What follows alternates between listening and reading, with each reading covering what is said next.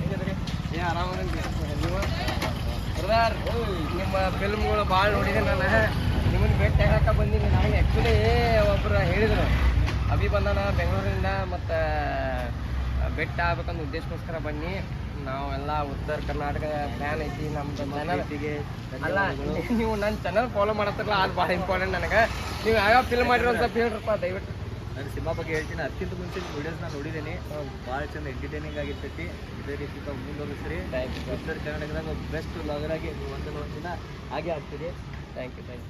So ಈಗ ನನ್ನ ಪರಿಚಯ ಹೇಳಬೇಕು ಅಂದರೆ, ನಾನು ಫಸ್ಟು ಸಿನಿಮಾ ಮುಂದೆ ಬರ್ರಿ ಸ್ವಲ್ಪ. 2016ರಲ್ಲಿ ಸಿನಿಮಾ ಮಾಡಬೇಕು ಅಂತ ಬೆಂಗಳೂರಿಗೆ ಹೊರಟೆ. ಹೋದಾಗ ಫಸ್ಟ್ ನನಗೆ ಶ್ರೀಮುರಳಿಯವರು ಒಂದು ಅವಕಾಶ ಕೊಡಿಸಿದ್ರು KGF ಸಿನಿಮಾದಲ್ಲಿ.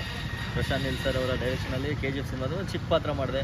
ಅದಾದ ನಂತರ ಸುಮಾರು ಒಂದು 7 ಸಿನಿಮಾಗಳನ್ನ ಮಾಡಿದೆ. ಲವ್ ಮೊಬೈಲಲ್ಲಿ ಮಾಡಿದೆ, ಬಡವ ರಾಸ್ಕಲಲ್ಲಿ ಮಾಡಿದೆ, ಹೊಯ್ಸಳಲ್ಲಿ ಡಾಲಿ ಧನಂಜಯವ್ರಿಗೆ ವಿಲನಾಗಿ ಮಾಡಿದೆ.